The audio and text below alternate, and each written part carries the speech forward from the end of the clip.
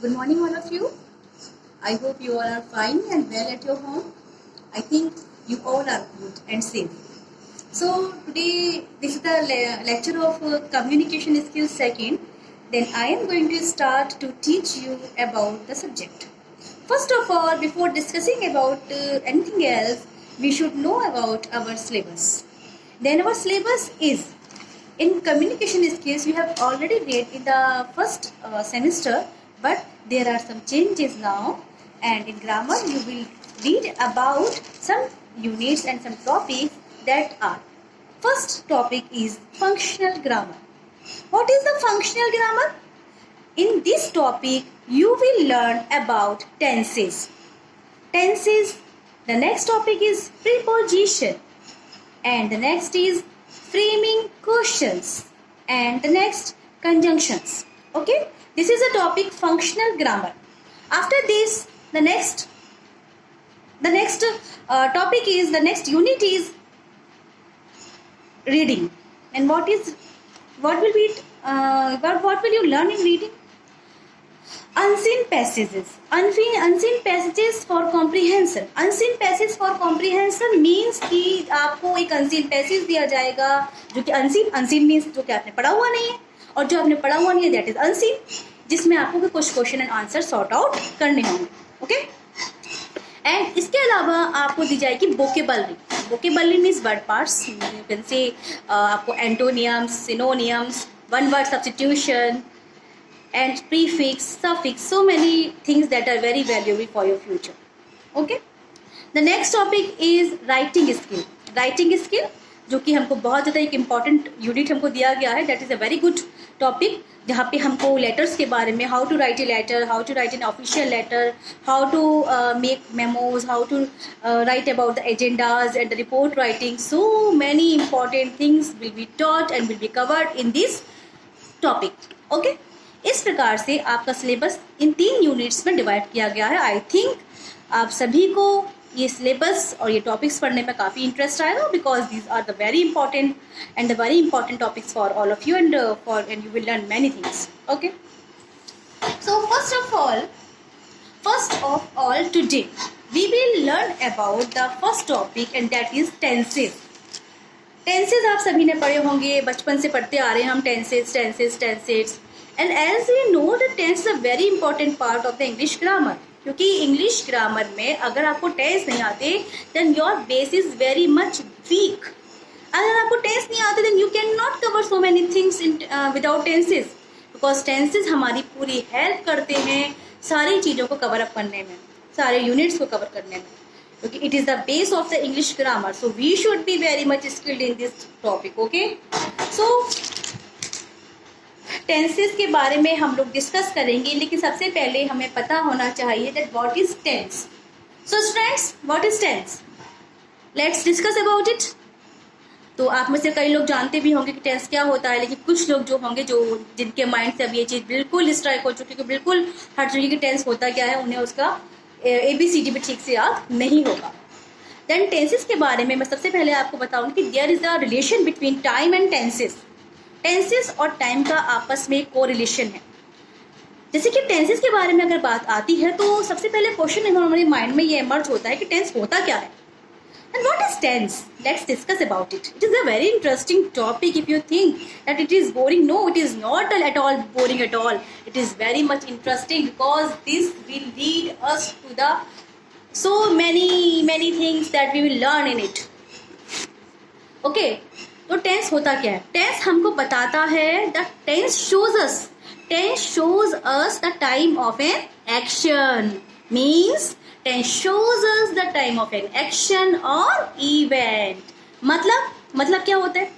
अब मैं आपको हिंदी में बताती हूँ ताकि आपको कोई भी समस्या नहीं आए. Although the subject is English, but basically my purpose is to make you clear all the concepts so that आपको समझने में कहीं कोई समस्या नहीं आए. तो let's discuss about the tenses. मैंने आपको बताया कि tense shows us the time of an action. मतलब कि टेंस हमको दिखाते हैं, दर्शाते हैं कि ये जो घटना है या जो कार्य है वो किस समय पर घटित हुआ है ना. टेंस हमको दिखाते हैं कि जो हमारा कार्य है वो किस समय पर घटित हुआ है, हमारे जो टाइम, ये जो काम करने की अवधि है, समय है, टाइम पीरियड है, ये कौन सा है, हमने जो समय काम किया या प्रेजेंट में किया है, पास्ट में किया है या फ्यूचर में किया है। ठीक है, means tense shows us the time of an action. Simple सी एक लाइन की सिंगल सी डेफिनेशन है जो अगर आप याद रखेंगे तो it will be very much beneficial for you, that is okay. तो आई थिंक अब आपको समझ में आ गया कि टेंस होता क्या है जो हमें समय की अवधि बताता है। इसलिए मैं आपको बता रही थी that there is a very much good relationship between the time and tenses. Okay, after this tenses के बारे में हमने पढ़ लिया कि टेंस का समय से एक अच्छा खासा संबंध है, रिलेशन है। टेंस हमें समय को दर्शाते हैं, समय की अवधि के बारे में बताते हैं। अब टेंसेस जो है, एंड मैं आपको 2 लाइन में एक बात और बताऊंगी कि it changes the form of the verb to express the time of an action. It changes the form of the verb. Form of the verb, आपने वर्ब की फॉर्म्स पढ़ी होंगी, पढ़ी है ना? Okay, first form, second form, third form, these are the first form, second form and third form. और जो tense होता है इसमें जो वर्ब की फॉर्म होती है वो कार्य के अनुसार, समय की अवधि के अनुसार परिवर्तित होती जाती है। सिंपल सी बात है। अब टेंस को बेसिकली हम 3 पार्ट्स में डिवाइड करते हैं। There are the 3 kinds of tense. जानते होंगे आप सभी लोग, I think I need not tell you, आप लोग बहुत इंटेलिजेंट है, लेकिन फिर भी मैं आपको बता दूं that there are 3 kind of tenses. Number 1 present tense, number 2 past tense and number 3 future tense. Present tense, सबसे पहले जब टेंसेस की बात करेंगे तो what is the present? Present जानते हैं ना आप सभी लोग? प्रेजेंट मीन्स वर्तमान काल। वर्तमान मतलब कि दैट इज गोइंग ऑन, जो अभी चल रहा है, जो अभी का समय है, that is the present time, that is called the वर्तमान काल। ओके, अब प्रेजेंट टेंस में प्रेजेंट टेंस क्या होता है? प्रेजेंट टेंस को अगर एक सिंगल सी लाइन में डिफाइन करना चाहूँ तो क्या करूंगी? Present tense shows us the action of the present time. Present tense shows us the action of the present time, मतलब कि प्रेजेंट टेंस हमें प्रेजेंट टाइम की सिचुएशन के बारे में, एक्शन के बारे में या घटना के बारे में बताता है। सिंपल सी बात है। प्रेजेंट टेंस कब के बारे में बताता है हमको? कौन से समय के कार्य के बारे में बताता है? प्रेजेंट टाइम के बारे में बताता है, प्रेजेंट टाइम की घटना के बारे में बताता है, प्रेजेंट टाइम का जो भी उस समय सीन चल रहा होता है उसके बारे में प्रेजेंट टेंस हमको बताता है।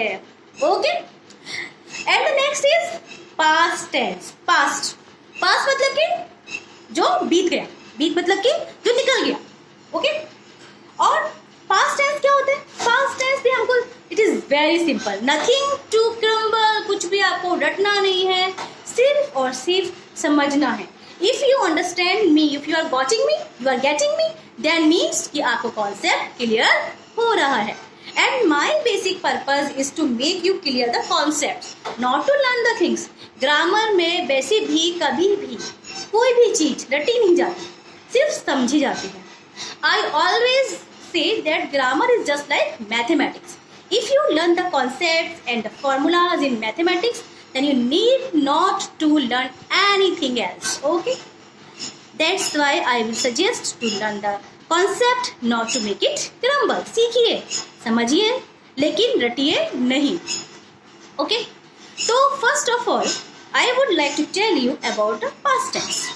Past tense क्या है? जो कि बीत गया, पास्ट की घटना हो गई, बीत गया, that is the past tense. Okay, अब पास्ट टेंस में जो घटना बीत चुकी होती है, मतलब past tense shows the action of the past time. Means past tense में क्या दिखाता है? एक्शन ऑफ द पास्ट, मतलब कि जो हो चुका है, मतलब जो कि बीत गया है। समझ में आ गई मेरी बात? क्लियर है? ओके, आगे बढ़ो। And the next one is future tense. Future tense, future जानते हैं ना? फ्यूचर आप सभी लोग अपना फ्यूचर बना रहे हैं, यू नो, कैरियर बना रहे हैं। Future tense, what is the future tense? Future tense means जो कि आगे होने वाला है, अभी हुआ नहीं है, अभी आगे होने वाला है। Means the incidents, the action of the upcoming time. Upcoming time कौन सा होता है? आने वाला समय। आने वाले समय में जो भी घटना हो रही है उसे हम क्या कहेंगे? फ्यूचर टेंस कहेंगे। ओके, आई थिंक आपको समझ में आ रहा होगा क्योंकि कॉन्सेप्ट बहुत आसान है, बहुत क्लियर है, हमने ऑलरेडी पढ़ रखा है। मैं तो आपको समझा रही हूँ, दोबारा से ही समझिए, और आपका सारा जो माइंड से सब चीज़ें इरेज हो चुकी हैं उनको हम दोबारा ट्रैक पे ला रहे हैं, उनका हम फिर से पुनः एक रिविज़न कर रहे हैं। तो that is the future tense. Future tense में जो होती है, जो घटना आगे भविष्य में होगी, मीन्स टुमारो। सिंपल सी बात है, हमें याद रखना है टुडे मीन्स की प्रेजेंट, यस्टरडे मतलब कि पास्ट, एंड टुमारो मतलब कि future. Is it clear to you? I think, I hope that the concept will be very clear to you all of you. Okay friends, okay, तो present tense, past tense and future tense, इन तीनों के बारे में हमने simple सी भाषा में याद रख लिया कि प्रेजेंट टेंस में जो घटना होती है वो प्रेजेंट टाइम में घटित होती है, पास्ट टेंस में जो घटना होती है वो हो चुकी होती है, पहले ही हो चुकी होती है, और फ्यूचर टेंस में जो आगे आने वाले समय में फर्दर होने वाली होती है उसे हम फ्यूचर टेंस कहते हैं। Okay okay, thank you.